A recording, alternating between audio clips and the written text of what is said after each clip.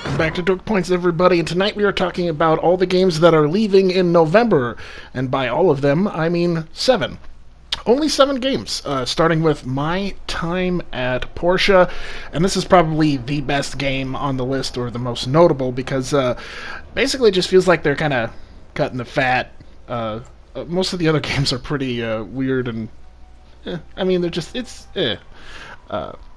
So, My Time at Porsche, though, is not it's pretty great. It's you have to build things and craft things with all those different crafting tables and find resources to make new tables to craft things, to build other things. And the world is beautiful, and just there's all these events that happen on the calendar. Like you go in one day and they're having a big party in the square. It's awesome. I played it for about a month or so, just a little bit every day, and I really liked it. All right, moving on to Dandara Trials of Fear. See what I'm talking about here? You know that one? Anybody know that game? Yeah. So the rest of the games on this list, never heard of them. No clue. And this one I don't love or hate. I like the jumping mechanic. It's pretty cool to do that. But then again, later on in like the 3rd or 4th area, I found myself completely stuck. I was trying to do jumps against a wall and I just kept falling off, so I don't understand that. But I love the look and feel of this game otherwise. It's a cool 8-bit look. I wonder what the later levels look like, if they look a little more... I don't know. It's just a little blah.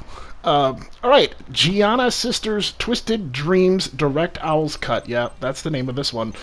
Looking, again, another side-scroller, looking a lot like Rad Rogers. Not so retro, and I love the look of Rad Rogers. And yeah, I love it here too. It's a puzzle-solving platformer where you have to switch between 2 girls. That's why you see me with the red hair, and then I switch back to blonde hair. And you use them both to kind of solve the different platforming puzzles in order to move forward. But again, just like the other game, I got to a point where I had to make a certain jump, and I just couldn't do it. I couldn't figure out the mechanics, and none of these games have tutorials to run you through exactly what you're doing. You just have to figure it out. Alright, moving on to Ace of Seafood. And I saw this game, I thought it was a cooking game or something, but this is it. This is the game. It's Echo the Dolphin on hard drugs, or something. I don't know. You're a fish, and then you shoot lasers, and then you gain buddy fish, and you kind of level up, and your buddy fish shoot lasers with you, and help you attack things, and yeah, I mean, would I keep playing this until it leaves in November? I don't know, but I enjoyed my time with it. For the hour I played the other night. Just weird and different. But, you can tell after, even just 40 minutes of gameplay, it starts to become very samey, and the weirdness of it, the charm of the weirdness kind of wears off, and you're just left with this game where you're just shooting and moving on. Alright, Momodora, Reverie Under the Moonlight. And if you look at the screen for this game, like in the PlayStation Store, it has a very JA anime, JARPG kind of look to the cover, and then this is what it is. It's another side-scroller. I don't know. It's a throwback, I guess. Looks good. Yeah, this is what I'm talking about when I say cutting the fat. Good job, Momodoro. That was fun to play you. Okay, goodbye. Alright, now Connect Tank. And, just...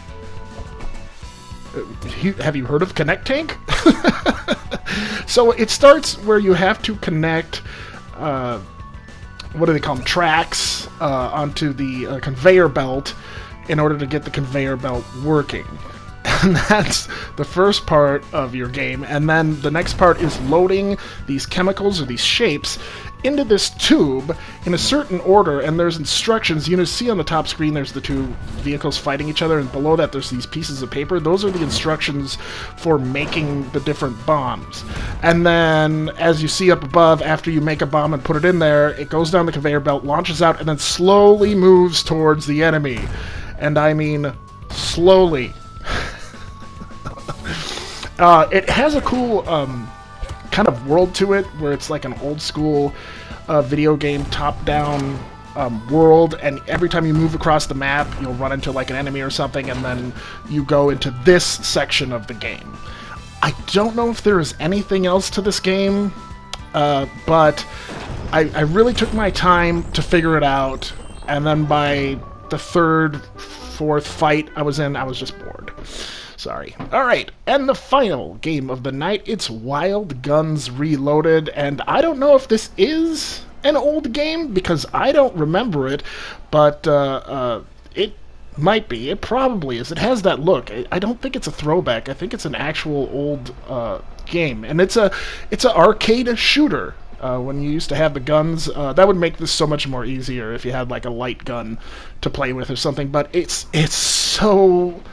so hard, and you have to jump your character around also while aiming that loose target, and if you die at any point in any level, you can continue, but you just come back to the beginning of that level. So if you can't get past the first level, which I only did once and then I didn't continue, but if you can't get past the first level, you'll just be playing it over and over again. But I love the look of this game. It was really fun to play. A lot of these games, it was just like I won't keep playing them, but I enjoyed the experience. But there you go. 7 games leaving in November. Thank you for watching, and good night.